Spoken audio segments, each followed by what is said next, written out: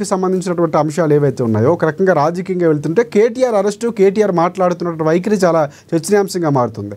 ఒకసారి ముందు కేసుకు సంబంధించి మొన్న వెళ్ళినటువంటి విచారణ సమయంలో ఎదుర్కొన్నటువంటి పరీక్షలు కానీ ఇప్పుడు ఉన్నటువంటి పరీక్షలు కానీ దాదాపుగా చాలా కీలకంగా మారుతున్నటువంటి పరిస్థితి. అంటే బీఆర్ఎస్ పార్టీ ఇటువైపు ఫార్ములా F1 రేసుకు సంబంధించినటువంటి విచారణ ఎదుర్కొంటుంది. మరోవైపు కీలకంగా ఫోన్ ట్యాపింగ్ వ్యవహారం, కాళేశ్వరం అన్నీ కూడా చాలా కీలకంగా కాబోతున్నాయి. దీన్నే రాజకీయ వ్యూహంగా బీఆర్ఎస్ పార్టీ మలుచుకుంటుంది అన్నటువంటి అనుమానాలు కూడా వ్యక్తం అవుతున్నాయి. ఒకసారి రాజకీయ విశ్లేషకులు బండారు రామ్మోహన్ రావు దగ్గరికి వెళ్దాం.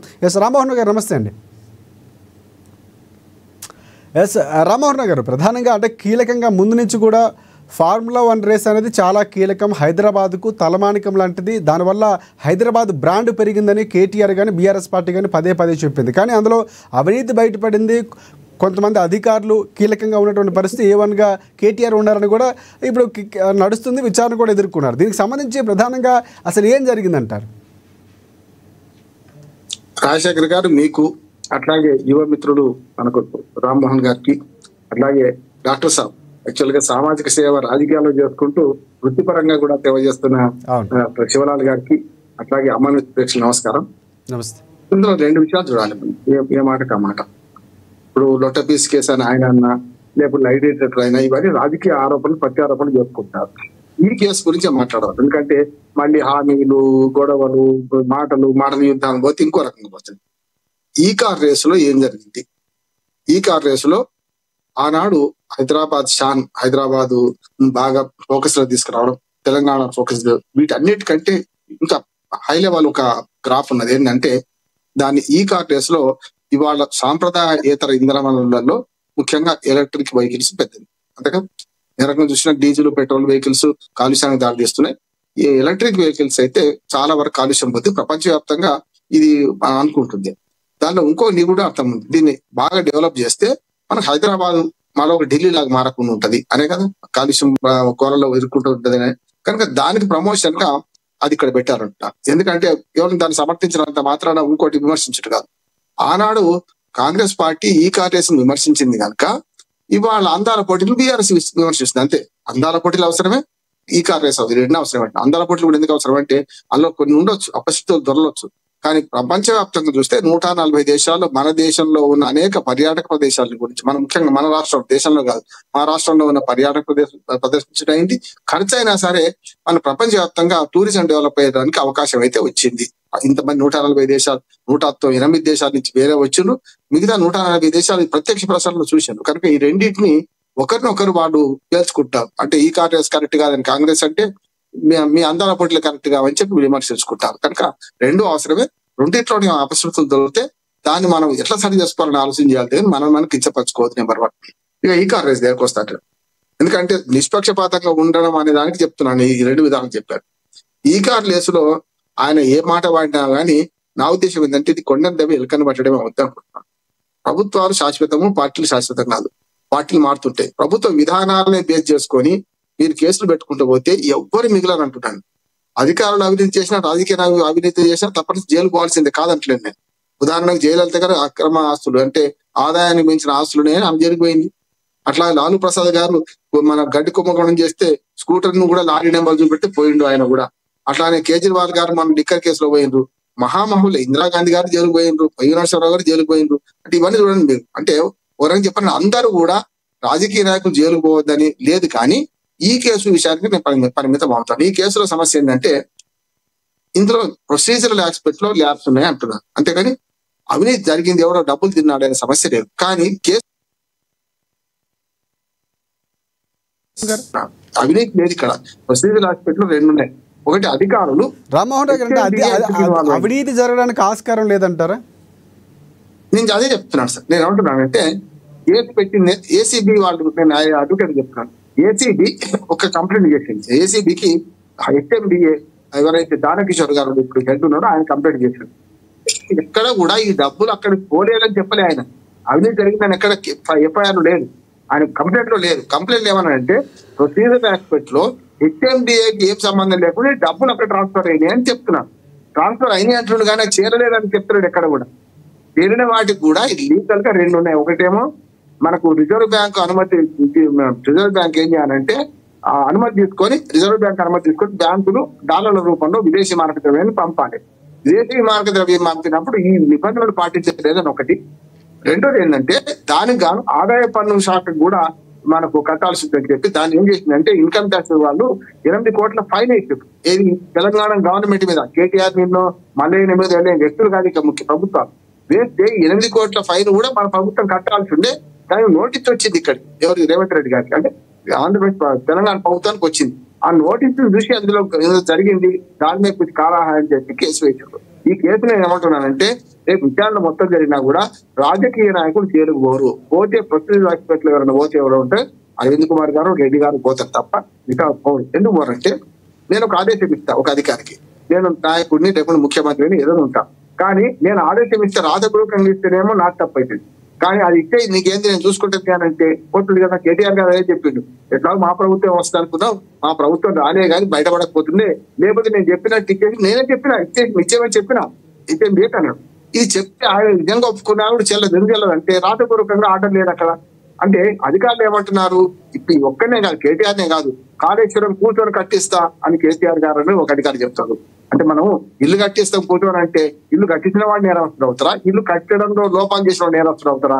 ఇది కూడా అంతే అంటున్నాడు. వాళ్ళ అధికారులు దీంట్లో ప్రొసీజర్ 3 ఉన్నాయి. ఒకటేమో హెచ్ఎండిఏ ఎందుకు ఇన్వాల్వ్ అయింది, గతంలో ఆ ఒప్పందం లేదు. గ్రీన్ కో కానీ మనకు ఎఫ్పిఓ కానీ మనకు రాష్ట్ర ప్రభుత్వం కానీ ఈ ముగ్గుట్లో మనకు హెచ్ఎండిఏ లేదా అన్నాడు. మొదలు 700 కోట్ల రూపాయలు మనకు జరిగింది. 700 కోట్లు ఎక్కడ నేను ఎంక్వైరీ చేసిన. టికెట్లు అన్నారు వీళ్ళు, అంటే టికెట్లు అమ్మడం వల్ల డాలర్ రూపంలో టికెట్లు అమ్మడం వల్ల ఆ టికెట్ల డబ్బు 700 కోట్ల రూపాయలు ఆదాయం వచ్చింది రాష్ట్ర ప్రభుత్వానికి అని ప్రభుత్వం చెప్తుంది. నేను చెప్పేది ప్రభుత్వం కేటీఆర్ అన్నమాట, ప్రభుత్వంగా కేటీఆర్ ఆనాడు మంత్రి కనుక చెప్తున్న మాట మనం నమ్మాలి. రికార్డు చూస్తే కూడా అది అర్థం అవుతుంది మనకు. 700 కోట్ల రూపాయలు రాష్ట్ర ప్రభుత్వానికి వచ్చినాయి. మనం ఇచ్చిందంటే పీనట్స్ 54 కోట్ల రూపాయలే కదా, 54 కోట్ల 85 లక్షలు అటేందో అది మాత్రం ఇచ్చాము. 55 అనుకోండి, 55 కోట్లు ఇచ్చినాము అన్న. ఆ ఇచ్చే దాంట్లో ఏమైందంటే హెచ్ఎండిఏ ఎందుకు ఇచ్చింది దానికి ఇన్వాల్వ్ లేకుండా అని ఒకటి ప్రశ్న. ఇస్తే కూడా దాన్ని విదేశీ మారక ద్రవ్యాల రూపంలో మార్చడానికి అవసరమైన నిబంధనలు పాటించలేదు, రిజర్వ్ బ్యాంక్ ఆఫ్ ఇండియాని తీసుకోలేదని. ఈ రెండిట్లలో అవినీతి కనపట్టలేదు మనకు. ఇంకొకటి ఈ చేనేయాలు ఏమంటే స్టెప్ ముట్టడం చేనేయంటున్నాడు. ముట్టినాక ఆ డబ్బు ఎక్కడ పోయింది అంటే ఒక ఆరోపణ కాంగ్రెస్ కానీ ఇప్పుడు ఈ ప్రభుత్వం చేస్తున్న ఆరోపణ ఏంటంటే హవాలా మార్గంలో వేరే రకంగా డబ్బులు ఎంత వచ్చినాయి. దానికి ఉదాహరణకు ఆంధ్రప్రదేశ్ ముఖ్యమంత్రి అంతకుముందు మాజీ ముఖ్యమంత్రి మన ముఖ్యమంత్రి ఉన్నప్పుడు చంద్రబాబు నాయుడు గారు 13 సంతకాలు పెట్టిండు. తిరిగి ఇంకొక అకౌంట్లోకి వచ్చి వీళ్ళ ఆన్లైన్ అకౌంట్లకి వచ్చినాయి, వేరే దాంట్లోకి వచ్చినాయి, సూట్ కేసు కంపెనీలు పెట్టాలని చెప్పి స్కిల్ డెవలప్మెంట్ కేసులో తేలిపోయినా. అది వేరే ఇది వేరు. ఇక్కడ 55 కోట్లు 56 కోట్లు ఎవరికన్నా వెనక్కి వచ్చినాయా అది రుజువు అయ్యాక నిందితులు మాత్రమే. అది రుజువు అయితే ఖచ్చితంగా ఎవరైతే ఉంటారో వాళ్ళు జైలు, కేటీఆర్ అకౌంట్కి వచ్చిన కేటీఆర్ జైలు పోతాడు, లేకపోతే ఇంకెవరైనా పోతాడు. ఇక్కడ జరిగింది. రెండోది ప్రొసీజర్ పెట్టుకోండి. మూడోది ఆరోపిస్తుంది కానీ ఎక్కడ ఎఫ్ఐఆర్లు లేదు, ఎక్కడా లేదు. ప్రభుత్వం ఇప్పుడు కాంగ్రెస్ పార్టీ ఆరోపిస్తున్న ఇంకో విషయం ఏంటంటే ఇందులో ఎలక్షన్ కమిషన్ అనుమతి తీసుకోవాల్సిన లేదు. ఇంత తప్పు అంటున్నాడు. ఎలక్షన్ కమిషన్ అనుమతి అన్నింటిలో అవసరం లేదు, ఆన్ గోయింగ్ పథకాలకు ఎక్కడ అవసరం లేదు. అట్లాంటి ప్రభుత్వ ఉద్యోగ జీతాలు ఆపాలి, పెన్షన్ ఆపాలి, ఏది ప్రభుత్వం నిర్వీర్యమై కూర్చోవాలి 2 నెలలు. అట్లా ఉంటుంది ఎక్కడ ఉండదు కదా. ఇక్కడ ఎలక్షన్ కమిషన్ అనుమతి అంటే ఎలక్షన్ కమిషన్ ఏమైనా నోటీస్ పంపిందా? పంపలేదు. ఎలక్షన్ కమిషన్ కథలో మనకు వాళ్ళు ఏమన్నా కేసు పెట్టిందా? పెట్టలేదు. కానీ ఎలక్షన్ కమిషన్ అనుమతి ఎక్కడ వచ్చింది ఇక్కడ? కానీ ఎలక్షన్ కమిషన్ అనుమతులు కొన్ని అవసరం ఉండే. గతంలో చూసినాం.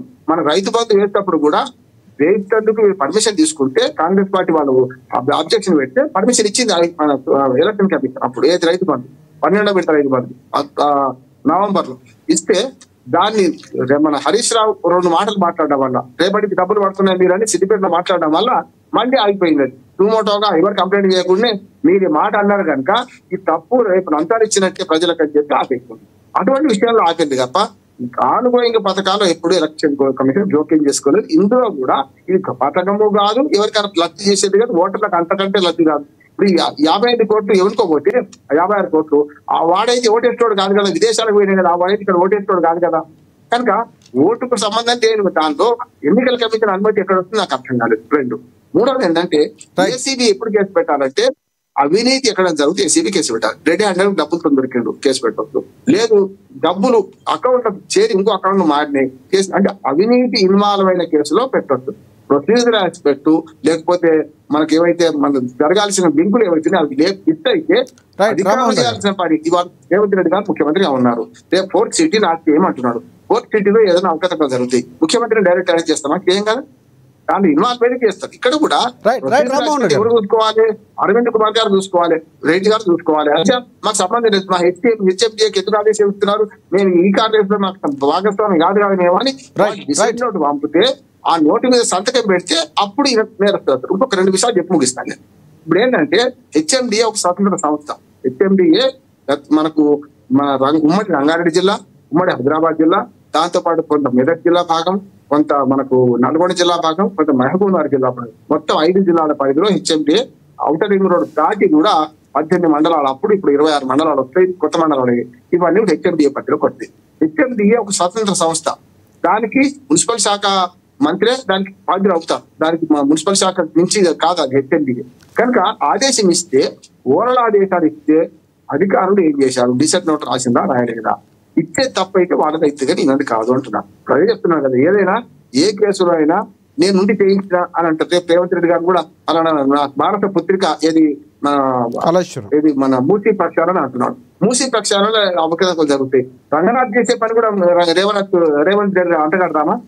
కాదు కదా. రంగనాథ్ ఏమైనా తప్పు చేస్తే కోర్టు మందలిస్తుంది. రేవంత్ రెడ్డి గారిని ఎప్పుడు విడుదల కోర్టు రంగనాథ్ గురించి సంగతి ఏంది, సెలవులు రాని ఎందుకు కొట్టడం అని అడిగింది. ఇదే అంతే అంటున్నాడు. ఇవాళ అరవింద్ కుమార్ గారు ఇద్దరు పోయిండు. ఇంకొక మాట, ప్రభుత్వాలు మారినప్పుడల్లా ఇట్లా కేసులు పెట్టుకుంటూ పోతే ఎవ్వరు మిగిలినదిగా అంటే రాజకీయ కష్టాలు తెలుసుకోవడానికి కేసులు పెట్టుకుంటూ పోతే మిగిలిన వాళ్ళు ఎవరు అంటున్నారు. అందుకని ఈ కేసులో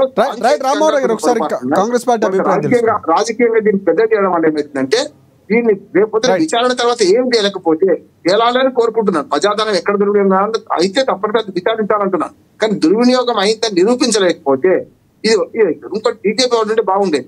కేంద్ర ప్రభుత్వ సంస్థ ఇన్వాల్వ్ అయ్యి ఈడీ నోటీసులు ఇచ్చింది. ఈడీ విచారణ జరుగుతుంది ఏ కేసులో. ఏమని ఏసీబీ వాళ్ళేమో అవినీతి అంటే నేతి బీరకాయలు నేతి అవినీతి కేసు అని వాళ్ళు పెట్టారు. శివలాల్ గారు బాగా తెలుసు, హిందీ సామెత ఉంది అంటే మక్కికి ఒకసారి పెట్టడానికి కూడా ఏసీబీ ఎవరు 1, 2, 3 ఎవరుందో అదే వాళ్ళని చూపెట్టుకుంటూ ఈడీ కేసు పెట్టింది. ఈడీ కేసు సంబంధం ED actual ED Congress party దగ్గరికి మాత్రం చేయాలి. ఈ వీటి ఆధారంగా చేసుకొని నేనేమంటున్నా అంటే నేను కేటీఆర్ గారు మాట్లాడను కానీ ఇక్కడ కేసు